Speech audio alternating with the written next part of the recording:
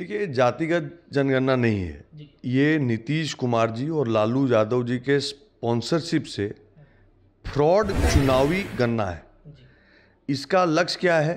इसका लक्ष्य है कि हिंदू समाज में जात के नाम पे डिवीजन पैदा करना। तो इन्होंने कन्वीनियंटली क्या किया है कि ईबीसी को रखा भी है, लेकिन ईबीसी को अधिकार ना मिले उसकी व्यवस्था भी की है।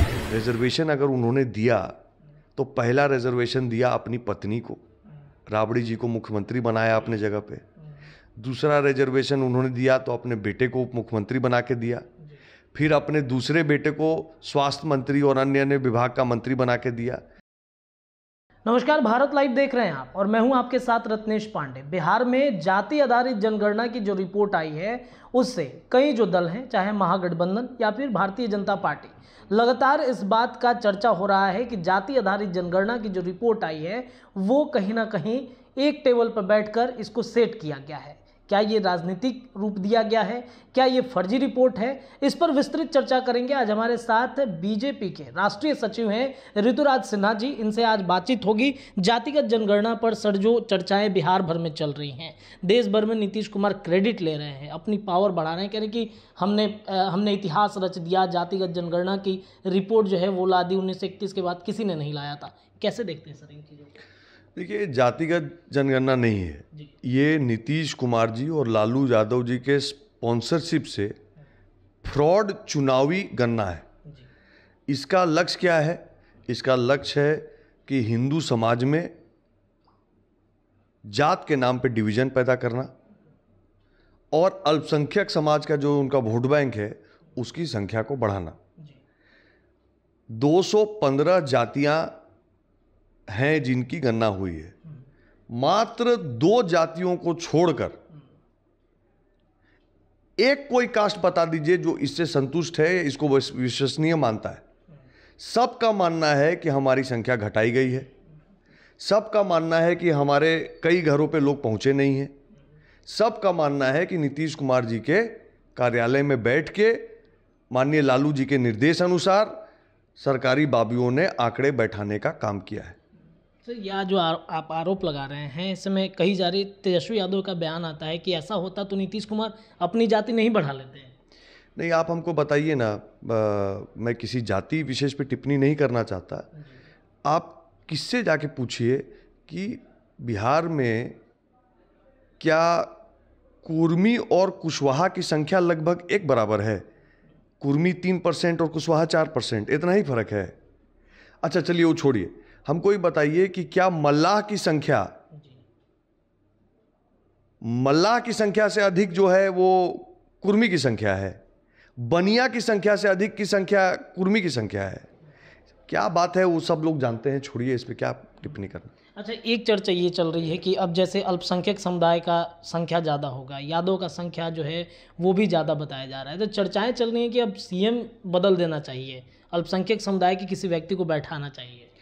देखिए, मेरा ये मानना है कि सबसे महत्वपूर्ण जो चीज़ें फ्रॉड गणना में उभरी हैं उसमें से एक उभरा है कि ईबीसी की संख्या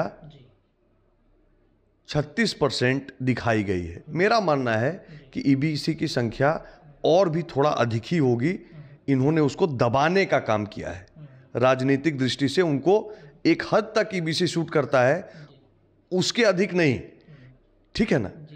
तो मेरा मानना है कि इन्होंने किया क्या है। इन्होंने ये किया है कि ईबीसी तो दिखाया 36%, पर 190 जातियां हैं जो 1% से कम हैं। 148 जातियां हैं जो 1 लाख जनसंख्या से कम है। मैक्सिमम ईबीसी उसमें है। तो इन्होंने कन्वीनियंटली क्या किया है कि ईबीसी को रखा भी है, लेकिन ईबीसी को अधिकार ना मिले उसकी व्यवस्था भी की है। मैं पूछना चाहता हूं कि अगर ईबीसी एक ब्लॉक है, अति पिछड़ा एक ब्लॉक है और उसकी संख्या 3600 4000 जो है, तो बिहार में मुख्यमंत्री और उप मुख्यमंत्री दोनों क्यों ओबीसी से हैं? कम से कम मुख्यमंत्री का पद नहीं होता है तो उप मुख्यमंत्री का पद आप ईबीसी समाज से किसी को देने का काम करें। भारतीय जनता पार्टी को जब 2020 में अवसर लगा था तो हमने रेणु देवी को ईबीसी वर्ग से जो हैं उनको डिप्टी सीएम बनाने का काम किया गया था। रेणु देवी कौन है? महिला नेत्री तो हैं, पर वो नोनिया समाज की प्रतिनिधि भी है। तो अगर यही सेम चीज नीतीश बाबू करें, अगर वो सही में हितैषी हैं अति पिछड़ा समाज के, तो क्या उनको मुख्यमंत्री का पद या कम से कम उप मुख्यमंत्री का पद खाली करवा के अति पिछड़ा वर्ग से किसी को नहीं देना चाहिए वहां पे? तो क्या हकमारी की जा रही है? जो हकमारी की चर्चा चलती है, क्या ओबीसी वर्ग जो है वो हकमारी कर रहा है? जो और कास्ट के जाति के जो लोग हैं उनको मौका नहीं दिया जाता है, क्रीमी लेयर की चर्चा चलती है, तो क्या वाकई में ये लोग हकमारी कर रहे हैं? देखिए, मेरा एक मानना है, भारतीय जनता पार्टी का ऑफिशियल स्टैंड है, और मैं भारतीय जनता पार्टी के राष्ट्रीय मंत्री के रूप से कह रहा हूं, भारतीय जनता पार्टी मानती है कि रिजर्वेशन वंचित वर्ग के लिए होना ही चाहिए। परंतु हमारा यह भी मानना है कि जो वंचित वर्ग में, ओबीसी में, ईबीसी में जो जातियों की संख्या कम है, उनको भी अधिकार मिलना चाहिए। राजनीतिक अधिकार भी मिलना चाहिए, शैक्षिक अधिकार भी मिलना चाहिए, नौकरियों में भी अधिकार मिलना चाहिए, है ना? तो मेरा मानना है कि 1990 की राजनीति में लालू यादव जी उभरे, नीतीश कुमार जी उभरे, यही मंडल की राजनीति में, कास्ट की वोट बैंक बनाकर। लेकिन आप बताइए कि लालू जी के परिवार ने किस ओबीसी का, ईबीसी का भला किया?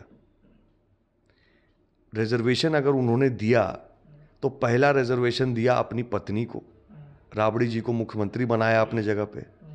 दूसरा रिजर्वेशन उन्होंने दिया तो अपने बेटे को उप मुख्यमंत्री बना के दिया। फिर अपने दूसरे बेटे को स्वास्थ्य मंत्री और अन्य अन्य विभाग का मंत्री बना के दिया। फिर अपनी बेटी को जो है राज्यसभा भेज के रिजर्वेशन दिया। और अब तो सुन रहा हूं कि दूसरी बेटी भी लालू जी चुनावी मैदान में उतारने वाले हैं। तो क्या बिहार में ओबीसी समाज में इस एक परिवार को छोड़कर कोई लोग योग्य नहीं है? जात की राजनीति करना और अपनी परिवार की राजनीति करना, इसमें भेद करना पड़ेगा। ये लोग समाजवाद का ढोंग करके, जातिवाद का भ्रम फैलाकर सच में अपने परिवार की राजनीति करते हैं, अपने परिवारवाद को पनपाते हैं। एक सवाल है कि बीजेपी, भारतीय जनता पार्टी की अगर हम बातचीत करें तो ये चर्चाएं चलती हैं कि यादव समाज का कोई भी व्यक्ति भारतीय जनता पार्टी में उनको कुछ नहीं मिल पाता है, जैसे अन्य दलों में मिलता है, चाहे आरजेडी की बात हो। अल्पसंख्यक समुदाय से आने वाले लोग भारतीय जनता पार्टी में ज़्यादा दिन नहीं टिक पाते हैं। तो क्या अगर ये मान लिया जाए कि आगामी दिनों में अगर सरकार बनती है तो जो जाति आधारित जनगणना की रिपोर्ट के अनुसार उनको बड़ा मौका दिया जा सकता है? देखिए, मेरा सबसे पहले आपसे एक सवाल होगा, नित्यानंद राय कौन है? रामकृपाल यादव कौन है? दोनों को नरेंद्र मोदी जी ने केंद्र की सरकार में मंत्री बनाने का काम किया है। नंद किशोर यादव कौन है? 2 बार प्रदेश अध्यक्ष रहे।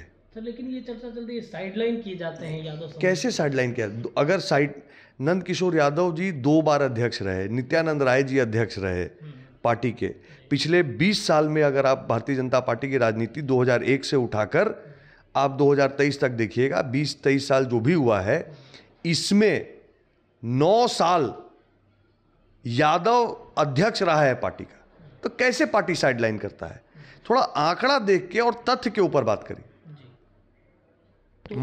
टिकट देने की बात हो, मंत्री बनाने की बात हो, भारतीय जनता पार्टी जानती है कि यादव समाज एक महत्वपूर्ण वर्ग है। और मैं तो कहूंगा कि यादव समाज सनातन का रक्षक रहा है। यदुवंशी वो लोग रहे हैं कि हमारे साहित्य में भी लिखा हुआ है कि जहां अहीर का साथ होगा वहां कभी भय और डर, आतंक हो नहीं सकता है। ये हमारे मतलब पुराणों में लिखा हुआ है, हमारे संस्कार में हमको बताया जाता है। तो जो समाज हिंदू धर्म का संरक्षण है, 2 ही चीज होता है ना, या तो गौ सेवक होता है या गौ पालक होता है हिंदू समाज में। तो जो लोग गौवंशी हैं, यदुवंशी हैं, गाय की रक्षा, गाय की सेवा करने वाले हैं, उनको भाजपा कैसे छोड़ के चलेगी? मौका मिलेगा आगामी समय में, अगर चुनाव भी भारतीय जनता पार्टी की सरकार बनती है तो मौका मिलेगा उन लोगों को? मौका भारतीय जनता पार्टी संगठन में भी अध्यक्ष बना के देती रही है, सरकार में भी, केंद्र सरकार में मंत्री बना के देती रही है, राज्य सरकार में भी सबसे महत्वपूर्ण पोर्टफोलियो नंदकिशोर यादव जी जैसे व्यक्ति को लंबे समय तक रहा है, देती रही है और आगे भी हमेशा देती रहेगी। सर, इन सब के बीच में एक चर्चा रोहिणी आयोग की चल रही है कि नीतीश कुमार जहां जातिगत जनगणना कराए हैं, केंद्र रोहिणी आयोग ला सकती है, उसमें बताएगी कि जो हकमारी कर रहे हैं वो लोग, वो कौन है, क्रीमी लेयर वाले व्यक्ति कौन है। तो क्या ऐसा कुछ प्लानिंग केंद्र का चल रहा है क्या कि रोहिणी आयोग लाया जाए?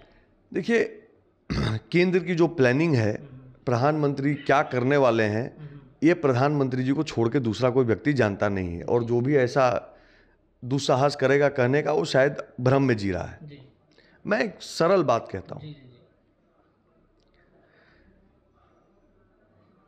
महागठबंधन का नेता लोगों का एक बयान मैंने देखा कि जिसकी जितनी संख्या उसका उतना अधिकार, जी बिल्कुल। है ना। भारतीय जनता पार्टी कहती है रिजर्वेशन चाहिए, लेकिन जो सबसे गरीब गुरबा है, जो सबसे कठिन परिस्थिति में है, जो पढ़ा नहीं, जिसको सरकारी नौकरी नहीं हो पाई, जिसको अधिकार नहीं मिल पाया राजनीतिक, उसको आगे लाने का माध्यम है रिजर्वेशन, और रिजर्वेशन होना ही चाहिए, लेकिन सही आदमी तक पहुंचे। जो सबसे वंचित है उसको प्राथमिकता दी जानी चाहिए। यह है मोदी जी का लाइन। अच्छा, एक सवाल है, जातिगत जनगणना में जो कि जिसकी जितनी संख्या उसका उतना अधिकार, जी बिल्कुल। है ना। भारतीय जनता पार्टी कहती है रिजर्वेशन चाहिए, लेकिन जो सबसे गरीब गुरबा है, जो सबसे कठिन परिस्थिति में है, जो पढ़ा नहीं, जिसको सरकारी नौकरी नहीं हो पाई, जिसको अधिकार नहीं मिल पाया राजनीतिक, उसको आगे लाने का माध्यम है रिजर्वेशन, और रिजर्वेशन होना ही चाहिए, लेकिन सही आदमी तक पहुंचे। जो सबसे वंचित है उसको प्राथमिकता दी जानी चाहिए। यह है मोदी जी का लाइन। अच्छा, एक सवाल है, जातिगत जनगणना में जो कायस्थ समाज के लोग हैं उनकी संख्या बड़ी कम दिखाई गई है, क्या वाकई में ये आंकड़ा सही है? देखिए, मैं पूरा फॉरवर्ड समाज हो या कायस्थ के, आपने प्रश्न पूछ दिया तो उसका जवाब देता हूं। ये पहली बात, 7,70,000 संख्या बताई गई कायस्थों की। जी जी। आंकड़े के ऊपर चलिए, अगर 7,70,000 संख्या है, मतलब कि 2 लाख से भी कम परिवार है ना। मैं चैलेंज करता हूं नीतीश कुमार जी की सरकार को कि पटना शहर में 75 वार्ड हैं, 75 वार्ड का जनसंख्या का डिटेल आप आउट करिए, मैं आपको यहीं पे 2 लाख से अधिक परिवार पटना शहर में ढूंढ के दिखा दूंगा। चलिए, पटना में नहीं करना चाहते हैं, मोतिहारी में कर लीजिए, वहां नहीं करना चाहते हैं, थोड़ा मुजफ्फरपुर में कर लीजिए, मतलब अपने चॉइस का कहीं कर लीजिए। आप जो चीज करना चाह रहे हैं, जो जात 1.3% था ओरिजिनल सेंसस में, उसको आप 0.6% बताने का काम कर रहे हैं। तो हमको बताइए कि क्या इस जात के बाल बच्चा पैदा नहीं हुआ, कि इनके घर में जो है वृद्धि नहीं हुई? अच्छा, पलायन हो गया तो खाली क्या फॉरवर्डे का पलायन हो गया? मतलब जो मजदूरी कर रहा है, सड़क बनाने का काम कर रहा है, चाहे पंजाब में जाके खेती का काम कर रहा है, कलकत्ता में टैक्सी चलाने का काम कर रहा है, बंबई में जाके अन्य अन्य तरह का नौकरी कर रहा है, उस सब खाली फॉरवर्डे पलायन कर गया? तो मैं आपको चैलेंज से कह सकता हूं कि उन्होंने संख्या कम करने का काम किया है, सिर्फ कायस्थ का नहीं, अन्य अन्य अनेकों, खाली फॉरवर्ड नहीं, ओबीसी और ईबीसी में भी कई जातियों का जो कम करने का काम किया है। और मैं एक और बात बता दूं, बची बात कायस्थों की। जी जी जी। तो कायस्थ कौन है? कायस्थ वो है जिन्होंने राजेंद्र बाबू के माध्यम से इस देश का संविधान बनाने का काम किया, संविधान सभा के अध्यक्ष रहे। कायस्थ वो हैं जिन्होंने देश की राजनीति को, जयप्रकाश नारायण वो जननायक हुए जिन्होंने देश की राजनीति को बदलने का काम किया। उससे पहले भी चलिए, स्वामी विवेकानंद से चलिए, या लाल बहादुर शास्त्री से चलिए, या देश में आंदोलन खड़ा करने वाले सुभाष चंद्र बोस, सब कायस्थ हैं। तो कायस्थ जाति अपनी मेधा पर और अपनी संख्या पर गर्व करती है, और फॉरवर्ड जातियों की तरह, ओबीसी की अन्य जातियों की तरह, ईबीसी की जातियों की तरह हम देश का भला चाहते हैं, हिंदू धर्म का भला चाहते हैं। चलिए सर, एक सेकंड लास्ट क्वेश्चन ये है कि क्या अब बीजेपी जो जातिगत जनगणना कराई गई है, जो संख्या कम बताई गई है, बीजेपी अपने स्तर पे कराएगी क्या जातिगत जनगणना? देखिए, बीजेपी का मानना है कि ये जो गणना हुई है ये बीजेपी के समर्थन से हुई है। आपको तो पता है इसके बारे में। बीजेपी को इस गणना से कोई प्रॉब्लम नहीं है। आप कराइए गणना, पर गणना का तब फायदा होगा जब सही आदमी को, जो गरीब गुरबा इस देश में है, जिसको आज तक अधिकार नहीं मिला है, उसको फायदा पहुंचे। भारतीय जनता पार्टी का इतिहास उठा के देख लीजिए। जब कर्पूरी जी ने पहले बार पहल की रिजर्वेशन लाने की, तो भी भारतीय जनता पार्टी उनके पीछे खड़ी होकर समर्थन किया। वीपी सिंह जी ने जब देश भर में ये काम करने का काम किया, तो भी भारतीय जनता पार्टी मंडल कमीशन लाने के समर्थन में ही खड़ी थी। उसके बाद बिहार में देख लीजिए, जब नीतीश जी ने फैसला किया कि हम जातीय गणना करेंगे, तो हम उनके पीठ पे खड़े थे। हमारा पूरा सहयोग और सपोर्ट रहा।